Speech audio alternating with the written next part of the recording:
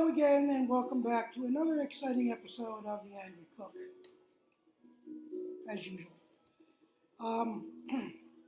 This one I'm doing beef jerky. This is done in a Ron Popeil food dehydrator I bought in the 1990s, and I think I said something different in the video, I'm not sure. And I was looking back at some old infomercials on YouTube, and the price was $59.62 or $92 or some nonsense. Such a deal for below $60. He was a salesman, that guy is. But it served me faithfully. It is on its last leg right now. This is probably the last thing that's going in it before it gets trashed, because all the supports for the heating element are gone, or most of them are. And I wouldn't even know where to begin to look for them. So I'm just going to trash it, and I think I'm going to maybe buy a new one. I'm not sure yet. But the marinade is from my good friend who I've never met and who doesn't know I exist, Alton Brown. I swear he is the god of cooking, and I think I've said that in here before, as far as I'm concerned. I've got great respect for other chefs too, Gordon Ramsay, the late and great Anthony Bourdain, Emerald, and I know I've said a couple of times I've eaten in his places. I don't have a lot of respect, but I really like his food. Bobby Flay, I've been to his place in Vegas, and probably the best pork chop I've ever eaten in my life. I think he's pretty much a jerk, but that's my personal opinion. Anyway, if you're interested in the recipe, I'm going to have it here, of course. But go on Alton's site, altonbrown.com, and look for jerky. It's phenomenal, I think. And it's not that hard to make. All you need is a dehydrator, and he's got instructions on how to make one out of a box fan and some filters. On his site, I'm not going to include that here, but if you're interested, knock yourself out. He is, like I said, I think he's a god. I think there's only one or two recipes I've ever made that I didn't like. But that's personal preference, of course, like it is with all my stuff. So, let's get on with the show. Beef jerky, as I say, a little bit later also. And I know, get on with the show, and I'm still talking. What I do is I look for sales of meat. The good meat, not the crap, not chuck roast or any of that crap. Something very basically fat-free or close to it. These are London broils that I found $4.99 a pound. They were going on sale for $3.99 on Thursday, but I was there 2 days too early. So, for $3, I still bought 3 pounds. For $3 more, I bought 3 pounds. And that's what I've been using the past couple of times. Feel free to use what you want. Alton recommends flank steak. I find that a little expensive. I sliced mine about 1/4 of an inch. But anyway, let's get on with the show and beef jerky. See y'all later. Stop the fucking thing. So we've got our beef. These are London broil, which happen to be on sale. I got a couple of them, 3 pounds, I believe, a little over 3 pounds. Yep, a little over 3 pounds. So they'll make some nice jerky, and you put them in the freezer for an hour or so to get to freeze them up a little bit so they're easier to cut, because you want to cut them in about 1/4 inch slices. We'll be back with that in a bit. Okay, so we're making beef jerky. We have, as part of our ingredients, and this, by the way, is a recipe by Alton Brown, who to me is the god of home cooking. So I'm not taking credit for this, but it's by far the best I've had. We have the flanks to the London broil, which we haven't brought out yet, which is coming next. We have Worcestershire sauce, Lee & Perrins is my favorite.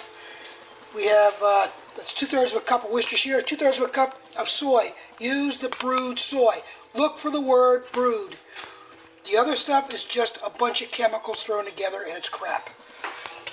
A tablespoon of honey, a couple of teaspoons of black pepper, 2 teaspoons of onion powder, 1 teaspoon of liquid smoke. That stuff is awesome, by the way.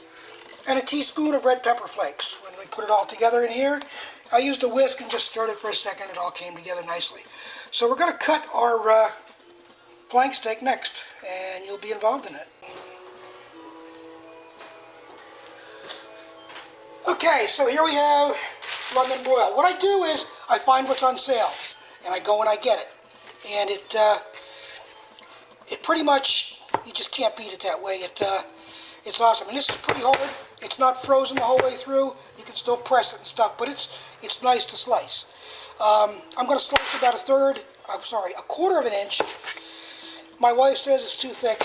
Everybody else says my first one, which is about an eighth of an inch, was too thin, so I don't know. I can't win for losing. And we're just going to slice through this bad boy, and as we get down into it a little bit with some pieces, we'll throw it in the marinade. I have a 1990s era Ronco food dehydrator, and it's falling apart. This is probably going to be its last mission before it gets thrown away. It's made a lot of dehydrated stuff in its years, fruit, and mostly jerky, but fruit.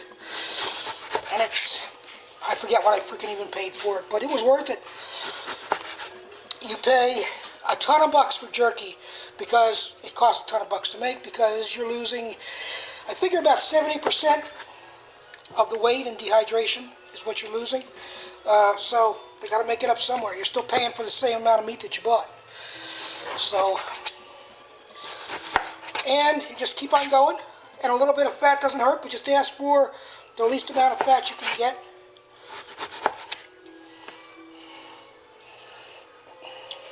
Try to be consistent with the cuts. You can't, it's really hard to do it without a slicer. Ask, if you go to a shop that has a butcher on site, ask to have it sliced to a quarter inch. And most of the time, they'll do it for you. I foolishly, again for the second time, didn't do it, because I was at a place I could have had it done probably. But it was late, and I figured they weren't there, so I didn't. That's what it looks like, and we're going to mix it all around.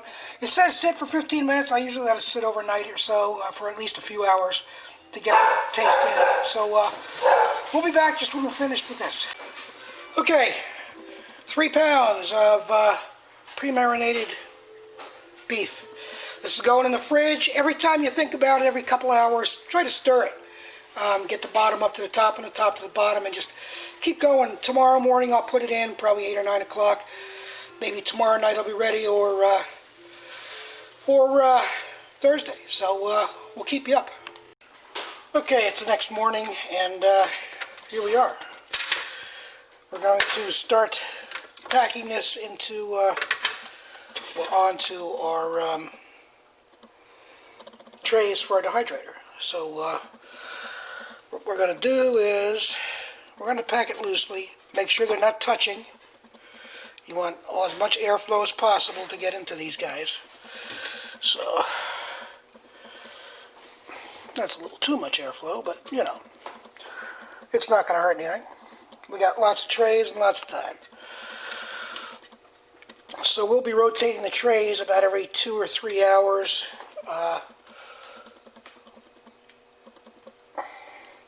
Just to keep the heat even and the airflow even.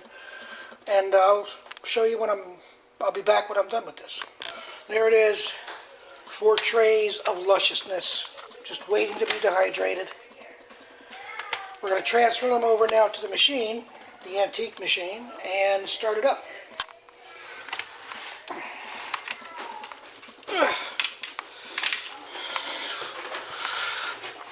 And here we go on top of it. And we put the cover on, and we're going to rotate that in about 6 hours, not 2 or 3 hours, 6 hours, and I'll keep you posted. Okay, we are 6 hours in now. We're going to take a look at it and switch some trays around, and I'll show you what it looks like.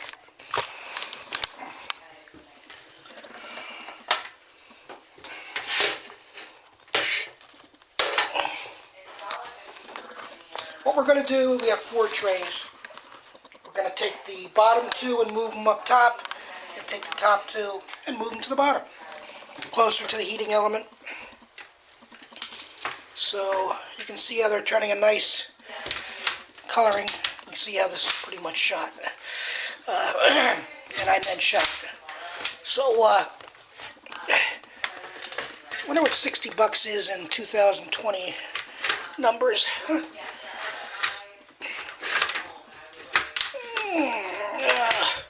One-handed.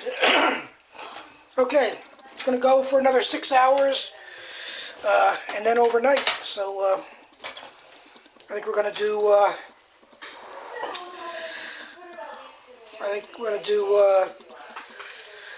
the top 2 to 1, what's now 4 to 1, and then 3 to 2. No, that gets me right back where I was. I don't know. I got to think about that one. All right, we'll see you in a bit, in a few hours. Okay, we're about 6 hours later. And see how it's darkening up. Let me get that out of the way. Let's get under some light. Get out of there. Jade's looking at it, saying smacks. See how it's all darkened up? It's getting really nice. This will be ready in the morning. So, I think what we're going to do is, we're going to go see, this is 1, 2, 3, 4. I think we're going to go 4, 3, 2, 1, I think. I don't know. I'm just kind of going by the seat of my pants. 1, 2. That's not right. 4, 3, 2, 1 from the initial setup, I think.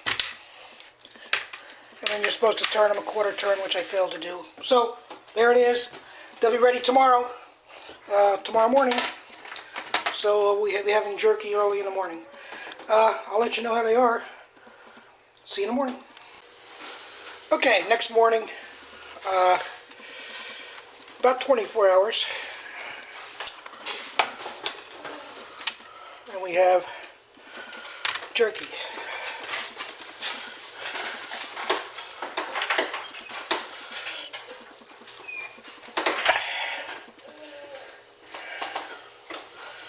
It is just awesome looking.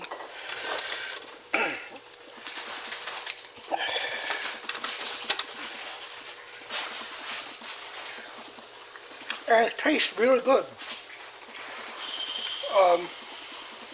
So that's it. Really simple to do. Check it out if you can. Thanks for watching. See you later.